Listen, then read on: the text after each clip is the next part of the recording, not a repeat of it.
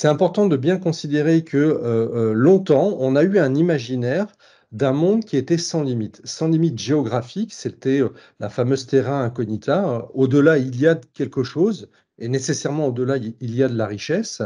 Et cet imaginaire de la limite, il va construire aussi l'ensemble des philosophies politiques, que ce soit de l'économie politique du XVIIe, XVIIIe siècle. Ça va être aussi la manière dont ce qu'on appelle l'humanisme, hein, la philosophie de la modernité, conçoit un imaginaire de l'émancipation des hommes comme quelque chose qui est constamment possible d'étendre, de renouveler grâce à l'imagination, hein. Chacun sait que il n'y a pas de limite à l'imagination et à l'innovation de l'esprit humain. Et donc, vous voyez bien comment, finalement, cet imaginaire d'un monde sans limite, il rejoint une conception à la fois scientifique et politique de notre monde. Alors, pour figurer ça, je vous ai mis cette représentation graphique de l'Europe. Là, on est au 14e, 15e siècle, et on voit bien que, en gros, les frontières du monde sont à peu près tracées. Mais il y a beaucoup de choses qui sont inconnues, et dans cet inconnu, eh bien, il y a des possibilités d'imaginer plein de choses. Ce mythe de la frontière, ce mythe d'un espace infini, il est incarné vraiment dans le mythe américain de la frontière sauvage, hein. J'y reviendrai, on verra tout à l'heure que cette frontière sauvage, elle n'est pas si sauvage que ça, et que cette frontière sauvage, finalement, on peut la dépasser, on peut la maîtriser, on peut la construire, avec des effets. Notamment, je vous invite à regarder cette pauvre histoire de l'Ectopiste migratorius, un petit oiseau qui était extrêmement abondant lorsque les premiers colons américains arrivent. Et ça aussi, ça donne le sentiment que les ressources naturelles sont sans limite parce que le vivant est sans limite. Et puis la dernière limite, qui est dépassée maintenant, c'est la limite spatiale, et avec toujours le fait qu'on va reculer toujours plus loin la connaissance du monde, hein, vers l'infini et au-delà, selon la formule consacrée. Et donc, cette manière de se représenter un monde sans limite, eh bien, ça va façonner notre manière d'être dans ce monde. Merci de changer la diapo. Alors, c'est là où nous sommes les héritiers de cette représentation du monde, et nous sommes les continuateurs de cette représentation du monde.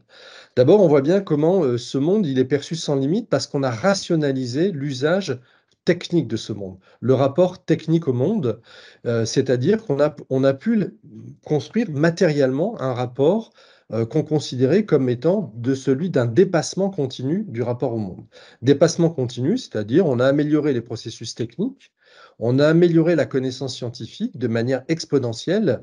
Les 17e, 18e et 19e siècles sont des siècles de découvertes extrêmement incroyables, mais aussi, il ne faut jamais l'oublier, il y a un livre extrêmement intéressant d'Alain Corbin, un historien, qui parle de la terra incognita de la connaissance. Malgré notre progrès continu en matière de connaissances, il y a tout un ensemble de connaissances qui sont absolument ignorées. Ça ne nous a pas empêché de construire un rapport de connaissances au monde. Et donc, ce décalage entre ce que l'on sait et ce que l'on ignore, eh bien, finalement, on donne toujours la part belle à ce que l'on sait, ce que l'on croit maîtrisé par la connaissance. Et donc, vous voyez toujours encore une fois comment on va repousser les limites de la connaissance tout en prenant la mesure de ce qu'on ignore, mais on considère que de toute façon, ce qu'on ignore, on va bientôt le savoir. Donc, continuons ce phénomène de connaissance. Le problème, c'est que ce phénomène de connaissance technique et scientifique du monde, c'est aussi un rapport de compréhension et de maîtrise matérielle du monde. C'est-à-dire que le XVIIe, XVIIIe siècle, les économistes de l'époque, mais aussi les ingénieurs, les sciences de l'ingénieur qui commencent à se structurer et qui vont avoir une accélération fabuleuse au XIXe siècle, eh bien, on va construire un rapport de maîtrise au monde parce que nous avons les moyens techniques de le faire et parce que nous avons des connaissances générales qui vont nous permettre de le faire. Et c'est ça qui est intéressant. C'est que dans notre rapport à la modernité, notre période actuelle, hein, celle que nous vivons encore aujourd'hui, on est pris dans ce mécanisme d'extension continue à la fois de la connaissance scientifique, de la rationalité technique de notre rapport au monde. Hein, les sciences de l'ingénieur sont une extension continue de la manière de maîtriser au mieux les techniques d'aménagement du monde. Et puis, nous avons aussi un système social qui bénéficie de tout ça, l'amélioration continue de nos conditions de vie. Diapositive suivante, s'il vous plaît, Emmanuel. Hop. Alors, ce qui est important, c'est que cette situation, c'est pas simplement, vous voyez, une espèce de programme, là, comme l'encyclopédie de d'Alembert le définit, c'est une réalisation matérielle. Et c'est ça qui est intéressant dans la situation présente. C'est-à-dire que cette modernité comme extension continue, hein, il n'y a plus de limite à la capacité d'intervention de l'homme, eh bien, elle a été réalisée et ça se traduit très matériellement, par exemple, dans le confort matériel de nos existences. On a réduit finalement l'aléa naturel, hein, qui était finalement le propre de l'histoire de l'homme, les épidémies, les famines, etc. Évidemment, ça existe toujours hein, sur la planète, mais vous voyez, on est dans un imaginaire de la maîtrise. Et cette extension continue, eh bien, c'est aussi l'extension territoriale qui va donner lieu à un aménagement du monde, à une organisation du monde dont on voit les effets par rapport à la question du colonialisme. Cet imaginaire de la limite, en plus, ça fonctionne d'autant mieux qu'on est dans une faible pression démographique. Je vous mets cette courbe parce qu'elle est vraiment extrêmement importante à constater. Vous voyez que autour de l'an 1000 et l'an 2000, vous voyez bien que la situation démographique n'est pas exactement la même. Or, au moment où tous nos présupposés théoriques, économiques, politiques, scientifiques s'élaborent, c'est autour du XVIIe, XVIIIe siècle, et on n'est même pas à 1 milliard d'habitants. C'est-à-dire que le monde est construit à partir d'une pression démographique qui est extrêmement faible, une densité démographique qui est extrêmement faible, et donc il là encore suppose que finalement l'extension de la population humaine est pratiquement sans limite. Il y a un seul théoricien qui s'appelle Malthus qui va attirer l'attention d'un possible décalage entre l'évolution démographique du monde et la capacité du monde à répondre à cette évolution démographique. Mais les techniciens, les économistes, les physiocrates lui disent, mais non, c'est une question d'aménagement technique et on va dépasser cette limite. Donc vous voyez bien qu'on a été en mesure, à un très court moment de l'histoire, de dépasser finalement la limite de la pression démographique par rapport à une extension de la capacité de maîtrise de la planète. Alors, ce schéma, cette histoire, elle va donner lieu, diapo suivante, s'il vous plaît, Emmanuel, à ce qu'on appelle effectivement une société de l'abondance. C'est ce qu'on appelle la société cornucopienne de la corne d'abondance, hein, cet idéal mythique d'une espèce d'abondance de biens, de services désormais aussi, de droits, etc. Bref, vous voyez la réalisation grâce à l'idéal républicain, c'est ce que vous rappelle cette affiche qui célèbre le centenaire de la République française. En bas, vous avez la corne d'abondance qui est celle de la réussite matérielle, de l'approvisionnement continu de ressources et de ressources en plus. Si vous voyez l'affiche, c'est des ananas, des bananes, enfin des fruits exotiques. Autrement dit, vous voyez, au premier plan en bas, vous avez l'agriculture qui a été maîtrisée grâce à la science agricole et désormais, on peut effectivement être dans l'abondance du loisir, du superflu, c'est-à-dire des fruits exotiques. Et au fond, vous avez là aussi la présence du train avec l'aménagement du territoire. Autrement dit, vous voyez bien que la République, c'est la science, le marché et la technique qui va produire la prospérité matérielle pour chacun. Tous les enfants de la République sont évidemment les bénéficiaires premiers de cette abondance. Et cet imaginaire-là, c'est, vous voyez, l'incarnation même de la réussite du projet d'émancipation de la modernité. On disait aux hommes, vous allez être libres, vous allez être égaux. Eh bien, la République a construit les moyens techniques, grâce au marché, de cette réalisation de l'abondance. Et nous, nous vivons dans cet imaginaire-là. Par exemple, deuxième image, là, vous voyez bien la corne d'abondance aux États-Unis, le monde cornucopien, eh bien, il promet à la fois des terres libres. Évidemment, il y a quelques Indiens, mais on a vite réglé le problème. Il y avait quelques animaux qui n'étaient pas très accueillants, mais on a vite réglé le problème aussi. Et vous voyez bien comment, grâce au développement du train et grâce à la capacité de mobilité de la migration internationale, nous allons pouvoir effectivement apporter cette abondance matérielle à chacun d'entre nous.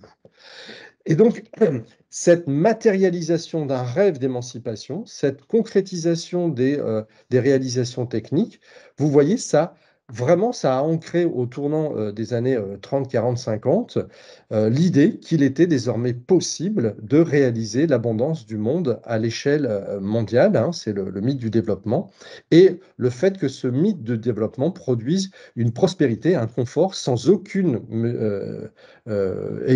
situation équivalente dans l'histoire du monde. Et donc, vous voyez bien, il n'y a donc pas de limite technique à la capacité de construire la prospérité et il n'y a pas de limite à la capacité de produire le bonheur individuel pour chacun d'entre nous grâce à cette condition matérielle. Le seul problème, c'est que cette belle histoire, eh bien, elle a un revers de la médaille. S'il vous plaît, diapo suivante, Emmanuel. C'est qu'au tournant des années 50, on assiste à ce que une équipe de chercheurs dirigée par Will Stephen vont appeler la grande accélération. Alors, c'est pas tellement l'intérêt de voir dans le détail chacune de ces courbes, l'intérêt, c'est de voir que les développements techniques, les développements socio-économiques sont exponentiels dès les années 50. Tous les indicateurs sur lesquels ont travaillé Will Stephen et son équipe, ils ont essayé de modéliser beaucoup d'indicateurs, là je vous en donne que quelques-uns. Vous voyez bien qu'à la fois la population, le PIB, la population urbaine, la consommation d'eau, bref, on ne va pas les faire. Autrement dit, tout ce qui conditionne le progrès technique, tout ce qui conditionne l'amélioration des conditions de vie, prend une tournure exponentielle au tournant des années 50. C'est la concrétisation du rêve de l'abondance, c'est la concrétisation matérielle de notre capacité technique de maîtriser le monde. Diapo suivante. Le seul souci, c'est que dans le même temps, Will Stephen va modéliser aussi l'évolution du système Terre dans les mêmes périodes. C'est-à-dire dès que dans les années 50, on voit la conséquence écologique de cette évolution, de cet essor technique. C'est-à-dire que là où la prospérité pour chacun d'entre nous se réalise, alors évidemment inégalement partagée, on est bien d'accord, hein, mais en tout cas, la promesse qu'un jour, chacun d'entre nous allons bénéficier de cette abondance, eh bien, a des conséquences extrêmement préoccupantes sur l'organisation du système Terre, c'est-à-dire sur la capacité du système Terre à fonctionner à peu près correctement pour pouvoir produire des ressources et de la biodiversité. On voit que toutes les courbes explosent aussi. Alors, ça commence dès la révolution industrielle, mais ça prend une tournure exponentielle, et ça, au niveau mondial. Ce n'est pas simplement les pays occidentaux, c'est tous les pays qui vont être concentrés par ces questions d'évolution technique. On en arrive donc à, effectivement, le concept de limite planétaire, diapo suivante, s'il vous plaît, qui a été modélisé en 2009 par Rockstrom, une équipe internationale.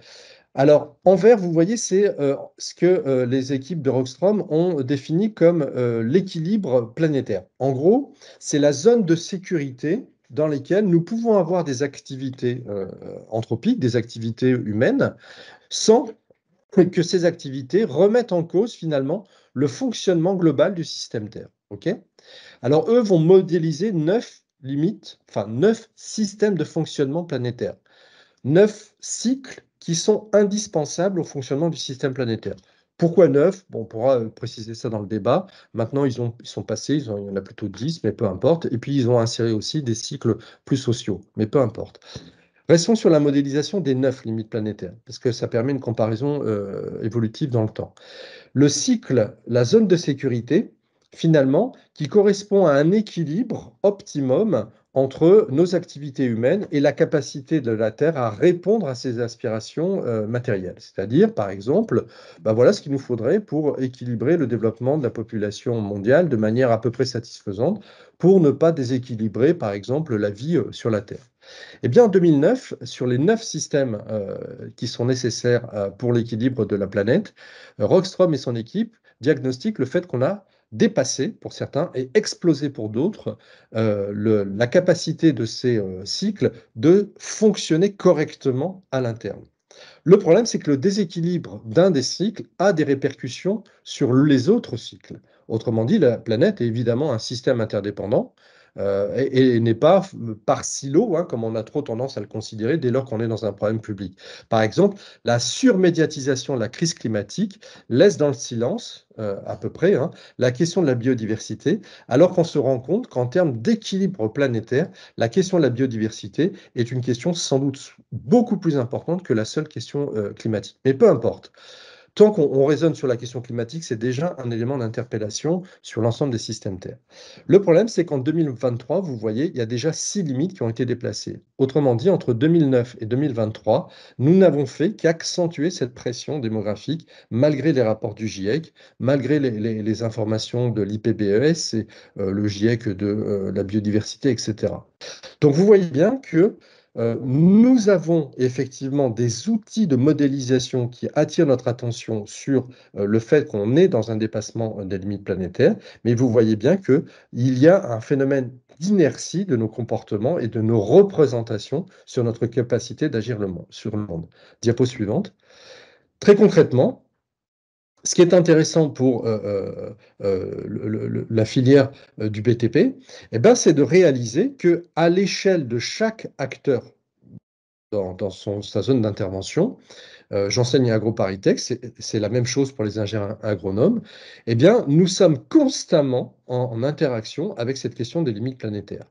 Je vous mets par exemple la tension sur les composants critiques pour l'Union européenne, et vous voyez bien que bah, vous pourrez retrouver l'ensemble de ces éléments dans la chaîne de construction de réalisation du BTP, à la fois dans vos interventions directes et dans vos interventions indirectes, c'est-à-dire le fait que la construction du BTP va supposer la mobilisation d'un certain nombre de ressources, etc., etc. Alors, on va donner un exemple assez intéressant qui est celui du sable. Diapo suivante, s'il vous plaît. Voilà, le sable. Ah non, pardon, on va passer celle-là. De toute façon, vous voyez la courbe exponentielle des évolutions. Pardon, Emmanuel. Le sable, c'est la deuxième ressource la plus consommée au monde et c'est aussi une ressource qui est en voie de disparition. Voilà. Mais nous continuons à imaginer, si vous voulez, un mode d'aménagement, d'organisation de l'espace. Alors, nous serons incontestablement obligés d'être plus économes dans la gestion de la ressource, mais vous voyez que la pression internationale euh, et la nécessité de l'utilisation de cette ressource dans une multitude d'espaces, les hôpitaux, les autoroutes, les centrales nucléaires, etc., nous aurons la nécessité d'une accumulation de ce besoin, alors même que nous savons que la ressource, elle est limitée. Et donc, vous voyez bien comment on est dans une perpétuelle dissonance entre l'acceptation d'une réalité objective, bon, il y a une limite, et la nécessité, malgré tout, de la négocier en permanence. Alors, on va optimiser les process, on va différer, on va finalement faire un peu l'autruche parfois, etc. Mais vous voyez bien que la réalité objective, elle est celle-là. Diapo suivante, Emmanuel. Et donc, ce n'est pas simplement un enjeu pour la société occidentale, hein, comme on a tendance souvent à le résumer.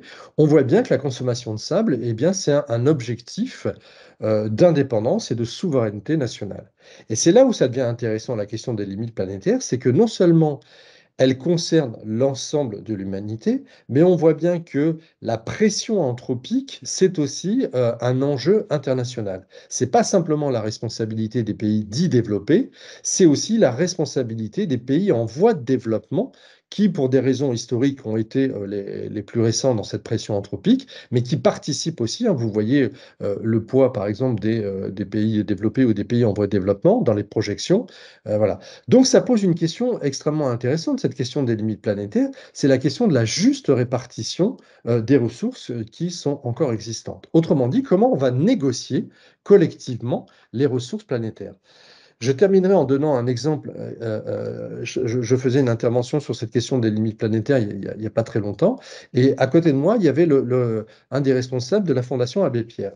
Et le responsable de la Fondation Abbé Pierre dit il faut envisager de construire 400 000 logements sur les 10 années à venir. Personne n'est contre socialement sur la nécessité de la construction des logements à destination des populations les plus précaires. Le seul problème, c'est que quand vous confrontez cette logique-là avec la raréfaction des ressources, c'est la question de savoir comment on va élaborer la capacité de ces logements. Et aussi la priorité d'investissement public par rapport à ça. Est-ce que on va devoir faire des choix en fonction des options sociales ou en fonction des options de développement de compétition économique, en fonction de la préservation de la capacité d'accéder à des ressources qui sont en voie de disparition, etc. Donc vous voyez bien que la question, c'est pas de savoir si on va juste faire un effort individuel ou collectif. La question, c'est de savoir comment on va hiérarchiser la priorité de nos choix d'organisation. Je ne parle pas de notion de développement parce que c'est vraiment une notion qu'il faut remettre en considération. Et donc, vous voyez bien que chaque choix technique que nous sommes obligés de formuler dans nos espaces professionnels, eh bien, pose à chaque fois sa relation avec la question des limites planétaires. Et ce qui est intéressant dans cette optique-là, c'est que ce constat de un monde illimité est sacrément remis en question par rapport à la réalité matérielle qu'on vit aujourd'hui, mais vous voyez aussi comment ça interroge notre situation personnelle, notre capacité à imaginer notre prospérité dans un monde de plus en plus contraint. Merci. Voilà, c'est ce que je disais, la contribution de la France aux 9 limites planétaires. À titre individuel, bien, nous pouvons nous situer dans chacune de ces contributions sur les limites planétaires. C'est-à-dire qu'aucun d'entre nous ne peut s'extérioriser de sa responsabilité dans la contribution des limites planétaires. Et c'est encore plus vrai dans nos capacités professionnelles d'intervention. C'est-à-dire que notre autonomie d'intervention dans l'espace professionnel, il est encore plus limité. Lorsque vous avez une commande publique qui vous demande de faire une centrale nucléaire, bah, vous n'allez pas vous poser la question de savoir si, un, c'est utile la centrale nucléaire, deux, est-ce qu'il n'y a pas d'autres priorités que les centrales nucléaires, etc. Vous répondez à la commande publique et donc votre autonomie d'intervention sur la capacité de maîtriser les limites planétaires est d'autant plus diminuée. N'empêche que, eh bien, on voit bien que chacune de nos décisions, de nos actes, ont des conséquences sur la contraction de ces limites planétaires. Voilà. Excusez-moi, j'avais oublié cette diapo, Emmanuel. Merci. Ah oui, alors merci beaucoup Bruno Villalba pour cette présentation effectivement avec les résultats donc des recherches les plus récentes sur voilà, la consommation et des ressources et cette prise de conscience que nous devons tous avoir, et vous venez de le dire, à tous les niveaux, autant au niveau personnel de citoyen, mais aussi au niveau de professionnel et de nos actions de tous les jours. Et c'est justement au titre de ces actions professionnelles de tous les jours que Marie Tobias va pouvoir nous donner donc l'éclairage de ce que fait, des actions que mène dans son secteur, et qui évidemment ne résoudra pas toute cette situation mondiale, mais qui quand même contribue à essayer d'aller de freiner sur le chemin de la chute, et qui contribue grandement pour tous les acteurs à limiter effectivement cette consommation des ressources planétaires.